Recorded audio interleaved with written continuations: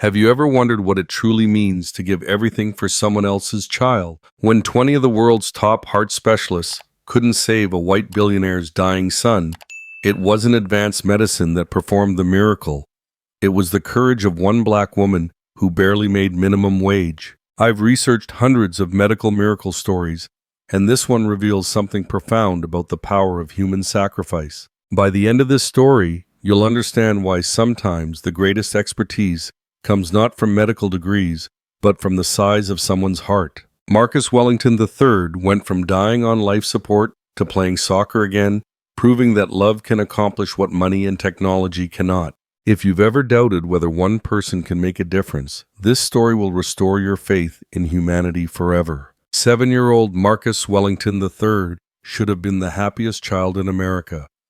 His father, Richard Wellington, was a 45-year-old tech billionaire worth over $3 billion. Their 60-room mansion overlooked the Pacific Ocean in Malibu, with 12 bedrooms, 3 swimming pools, an indoor basketball court, a movie theater, and a playground that cost more than most people's houses.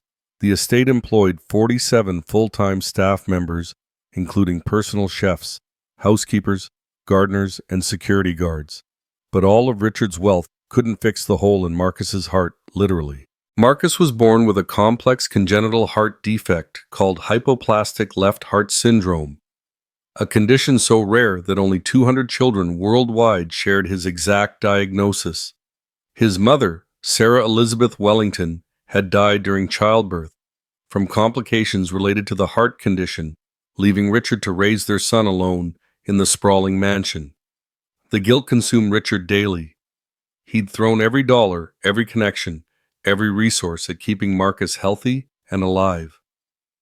The boy had been in and out of hospital since birth, undergoing 7 major surgeries before his 2nd birthday, but his condition had been stable for 5 years. Until that Tuesday afternoon in October at Pemberton Academy, Marcus's exclusive private school, where tuition cost $60,000 annually. The children were playing soccer on the pristine grass field when Marcus suddenly collapsed during recess. His lips turned blue, his breathing became labored and raspy, and his small body convulsed violently on the manicured lawn. The school nurse immediately called 911, but Richard's personal medical team was already en route via helicopter from Cedars-Sinai Medical Center. Within 30 minutes, Marcus was rushed to Wellington Medical Center, the state-of-the-art pediatric wing that Richard had funded with a $50 million donation 3 years earlier. The building bore his late wife's name and housed the most advanced pediatric cardiac equipment in the world. The best pediatric cardiologists in California were waiting in the emergency room. Dr. Harrison Blackwell, head of pediatric cardiology at Stanford University Medical Center, took one look at the boy's deteriorating vital signs, and his face went pale with concern. "Mr. Wellington," Dr. Blackwell said, carefully pulling Richard aside. "Marcus needs immediate open-heart surgery. His heart defect has worsened dramatically. The left ventricle is failing completely, but there's a critical complication. He needs a very specific blood type for the procedure, AB negative with rare KID antibodies. Without perfectly matched blood, surgery would be fatal." Richard felt his world crumbling around him. "Find it?" he demanded, his voice breaking. "Money is no object. Charter jets. Fly blood in from anywhere in the world, whatever it costs." But the emergency blood bank search came back empty. Not just locally, nationally, and internationally. The American Red Cross, International Blood Bank's military, reserves private blood brokers, nothing. Marcus's blood type was so extraordinarily rare that fewer than 50 people in North America were known compatible donors, and none were currently available. As Marcus's condition deteriorated rapidly in the pediatric ICU, Richard made increasingly desperate phone calls to medical contacts around the globe. Within 48 hours, 20 of the world's most renowned heart specialists had arrived at Wellington Medical Center via private jets. Dr. Elizabeth Chen flew in from Tokyo with experimental stem cell therapy protocols. Dr. Klaus Hoffmann came from Berlin with cutting-edge artificial heart technology. 3 specialists from Johns Hopkins brought experimental immunosuppressive drugs. 2 genetic therapy experts from Switzerland arrived with untested gene therapy protocols that cost $200,000 per treatment. The consultation room looked like a medical United Nations summit. Charts and x-rays covered every wall surface. Laptop computers displayed complex surgical algorithms and 3D heart models. Medical equipment worth millions of dollars filled the hallways. Richard had spent $2.3 million in 2 days hiring the best minds medicine could offer, and every single expert reached the same devastating conclusion: without compatible blood for transfusion, any surgical intervention would be immediately fatal. Dr. Blackwell delivered the crushing news in the family conference room. "Mr. Wellington, we've exhausted every medical option available. The experimental treatments are too risky for a child Marcus's age and condition. Marcus needs that specific blood type, or—" He couldn't finish the sentence, but Richard understood. Richard stared through the ICU window at his son connected to machines that beeped ominously every few seconds. Marcus's face was pale as parchment, his breathing shallow and irregular. The boy who once ran through their mansion, laughing and playing, now lay motionless, fighting for every single breath. Nurses moved quietly around his bed, adjusting medications and monitoring equipment. How many of us have felt completely helpless watching a child suffer? Richard Wellington, with all his billions, all his powerful connections, all his influence, was completely powerless to save the one person who mattered most to him. For the first time in his adult life, money couldn't solve his most important problem. The world's brightest medical minds had failed him. Time was running out fast. It was running. Grace Williams arrived for her night shift at Wellington Medical Center at exactly 7 p.m., just as she had faithfully for the past 15 years. At 38 years old, she was one of the most experienced and respected pediatric nurses in the hospital, though few wealthy families knew her name or acknowledged her contributions. Grace had worked her way up from a certified nursing assistant to registered nurse through night school studying while raising her own son and caring for her elderly mother. Grace worked 3 demanding jobs to make ends meet: the night shift at Wellington Medical Center, weekend shifts at a community clinic in East Los Angeles, and occasional private nursing gigs for elderly patients. All of this was necessary to support her 70-year-old mother, Dorothy Williams, who lived with severe diabetes, high blood pressure, and early-stage kidney disease. Her mother's medications alone cost $800 monthly, and their small 2-bedroom apartment rent had just increased by $300. Grace had specifically requested to work in the Wellington wing because the overnight differential pay was 20% higher than other hospital departments. She needed every extra dollar she could earn. Most wealthy families barely acknowledged the nursing staff, treating them like invisible furniture or hired help. But Grace didn't mind the dismissive attitudes. She wasn't there for recognition or gratitude from privileged parents. She was there for the children who needed healing and comfort. When Grace checked the assignment board in the nurse's station, she saw she was assigned to room 314, Marcus Wellington. She'd heard hushed whispers about the billionaire's critically ill son, the army of world-renowned specialists consulting on his case, and the desperate father who hadn't left the hospital premises in 3 consecutive days. As she approached room 314, she could see Richard Wellington slumped in an expensive leather reclining chair beside his son's hospital bed, still wearing his wrinkled designer blue business suit, now stained with coffee and exhaustion. Grace knocked gently on the door and entered with quiet professionalism. Richard barely looked up from his son's bedside, his eyes bloodshot and red-rimmed with sleepless nights and constant tears of worry. "Good evening, Mr. Wellington," Grace said softly, checking Marcus's chart. "I'm Grace Williams, Marcus's registered nurse for tonight. I'll be taking care of your son until morning shift arrives. When's the last time you went home to rest properly?" Richard's voice was hoarse from stress and dehydration. "I can't leave him alone. What if something happens during the night? What if his condition worsens? What if he needs me and I'm not here?" Grace had witnessed this scene countless times before, loving parents destroying themselves with guilt and exhaustion, mistakenly thinking their physical presence alone could heal their critically ill children.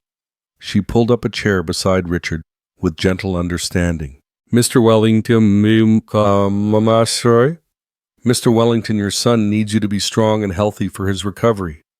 A proper shower, a nutritious meal, and a few hours of real sleep in your own bed. You'll be much better able to help Marcus if you take care of your own basic needs, too. Richard looked at Grace with visible irritation and class-conscious disdain. Just do your job, miss. I don't need personal advice from... He caught himself before finishing the sentence, but Grace clearly heard the unspoken words. From the help. From someone like you. From a black woman who works for wages. Grace simply nodded with quiet dignity and professional composure. Of course, Mr. Wellington. I'll take excellent care of Marcus throughout the night. Over the next several hours, Grace moved efficiently and silently around the hospital room, checking Marcus's vital signs every 15 minutes, adjusting his IV drip medications, monitoring his oxygen saturation levels, and documenting his condition in detailed medical charts. She noticed Richard watching her work intently, perhaps surprised by her obvious medical competence, gentle bedside manner, and genuine care for his son. When Marcus stirred restlessly in his sleep, Grace hummed softly an old gospel lullaby her grandmother had sung to her decades ago. During her scheduled break at 2 a.m., Grace sat in the quiet nurse's station and carefully reviewed Marcus's complete medical chart and recent laboratory results. The blood work numbers made her heart skip several beats and her hands tremble slightly as she read them again. AB negative blood type with extremely rare KID antibodies. Grace stared at those specific numbers because she'd seen them before on her own son's medical chart 8 years ago. David Michael Williams had been born with a similar congenital heart condition requiring the same rare blood type for emergency surgery. But 8 years ago, there had been no compatible donor found anywhere in time. David had died at age 6 in Grace's arms in a county hospital emergency room that couldn't afford the specialists or experimental treatments that money could buy. Comment below if you've ever witnessed someone make a personal sacrifice for a stranger. That's exactly what Grace was about to do for Marcus. Quietly, Grace walked down to the hospital's laboratory and requested her own blood type records from her employee medical file.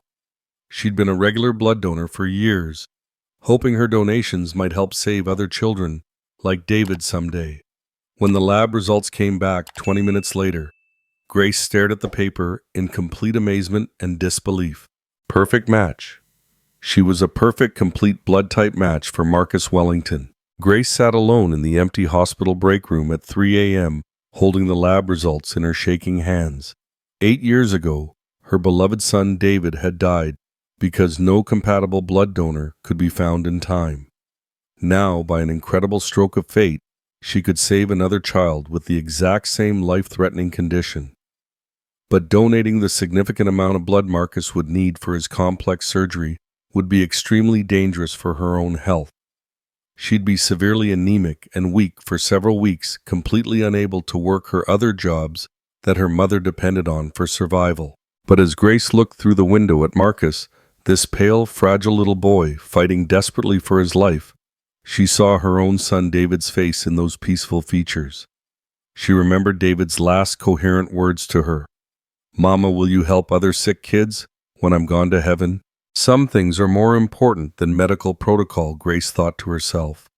Some things are more important than personal comfort, financial security, or even your own physical safety. Grace had made her life-changing decision. At 6 a.m., as the morning shift medical staff arrived for their rounds, Grace approached Dr. Blackwell in the main consultation room.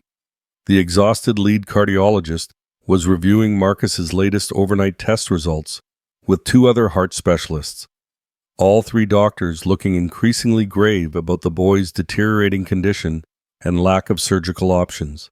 "Dr. Blackwell," Grace said quietly but firmly, "I need to speak with you urgently about Marcus Wellington's case." Dr. Blackwell looked up with barely concealed impatience and professional frustration. The entire medical team had been working around the clock for 72 consecutive hours without any breakthrough. "Nurse Williams, unless this is a medical emergency requiring immediate intervention," I'm a compatible blood donor for Marcus.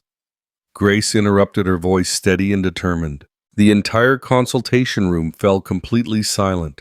Dr. Blackwell stared at Grace in shocked disbelief. Excuse me, what exactly did you just say? Grace handed him her official laboratory results with steady hands. AB negative with the exact kid antibody markers that Marcus needs for surgery. According to these tests, I'm a perfect blood type match. Dr. Blackwell studied the papers carefully, his facial expression shifting rapidly from skepticism to amazement to professional excitement. How did you know to test yourself? Why would you even think to check? This is absolutely extraordinary. I've been through this exact situation before, Grace said simply, her voice carrying years of painful experience. Richard Wellington, who had been listening from the consultation room doorway, burst into the room with desperate hope. What's happening? Is there news about Marcus? Have you found a donor? Dr. Blackwell held up Grace's test results with obvious relief. Mr. Wellington, Nurse Williams is a perfect compatible blood donor for your son. She's volunteered to donate blood for Marcus's life-saving surgery. Richard stared at Grace in complete confusion, then growing suspicion about her motives. Why would you do this for us? What do you want in return? How much money? The question cut deeply into Grace's heart, but she kept her voice calm and professional. Mr. Wellington, 8 years ago, my 6-year-old son David died from the same heart condition that Marcus has. There was no compatible donor available anywhere. I can't bring my David back to life, but I can save your son. This is why I share these stories, to honor everyday angels like Grace Williams, who choose love over self-interest. Richard's face went completely white with shock and shame. You lost your own child to this condition. Every child deserves a chance to grow up healthy and happy, Grace said quietly but firmly. That's all that matters to me right now. Dr. Blackwell interrupted the emotional moment with medical urgency. Mr. Wellington, we need to move immediately. Nurse Williams would need to donate blood right now for Marcus to have surgery this morning before his condition worsens further. Richard looked between the doctor and Grace, struggling with emotions he couldn't name or process. But the medical risk to you personally, I could compensate you, financially pay for the best private medical care during your recovery. This isn't about money, Mr. Wellington, Grace said firmly and with dignity. This is what we do as nurses. This is exactly why I chose this profession. 1 hour later, Grace lay in the blood donation chair in a sterile room directly adjacent to Marcus's ICU unit. The medical team had carefully calculated that she could safely donate enough blood for Marcus's complex surgery, though it would leave her severely anemic, dizzy, and physically weak for several weeks of recovery. Through the window separating the rooms, Richard watched Grace as her life-giving blood flowed slowly from her arm into the sterile collection bag.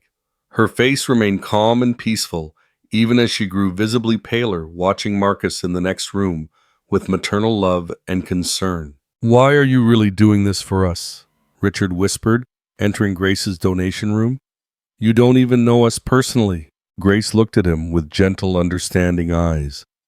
Mr. Wellington, when you've lost a child, you understand that every child is precious and sacred. Marcus isn't just your son right now. He's every mother's son, every father's greatest hope and dream.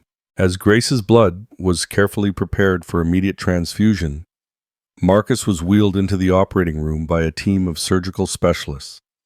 Dr. Blackwell and his team worked for 8 intensive hours, methodically repairing the complex heart defect that had threatened the boy's life since birth. When Marcus finally opened his eyes in the recovery room 12 hours later, his skin color was pink and healthy for the first time in months. Richard was crying tears of overwhelming relief, profound gratitude, and deep shame for how he'd initially treated Grace. Marcus looked around weakly and saw Grace sitting beside his hospital bed, obviously pale and exhausted, but smiling warmly despite her physical weakness from the blood donation. Daddy. Marcus whispered, his voice stronger than it had been in days. Who's the nice lady who's been taking care of me? Richard's voice broke with emotion. She saved your life, son. She gave her own blood so you could live and be healthy. What happened next will restore your faith in human goodness and the power of selfless love. 3 weeks later, Marcus Wellington III was playing soccer again in his family's perfectly manicured backyard, his joyful laughter echoing across the sprawling estate grounds. The surgery had been a complete medical success beyond all expectations. Dr. Blackwell called it the most remarkable pediatric cardiac recovery I've witnessed in 30 years of specialized practice. Richard Wellington had quietly and completely paid off all of Grace's mother's accumulated medical debts, over $42,000 in hospital bills, prescription costs, and specialist fees. He'd also established the Grace Williams Pediatric Nursing Scholarship, a comprehensive $5 million endowment specifically designed to help working-class students become pediatric nurses. But more importantly, for Grace's daily life, he'd offered her the prestigious position of head of pediatric nursing at Wellington Medical Center, with a generous salary that would allow her to care for her mother without working multiple exhausting jobs. Grace accepted the promotion gratefully, not primarily for the increased money, but because it meant she could help many more children like Marcus and honor the memory of her son David. The inspiring story spread rapidly through the medical community and social media. Grace became a passionate spokesperson for blood donation awareness, traveling to schools, churches, and community centers nationwide to share Marcus's miraculous story.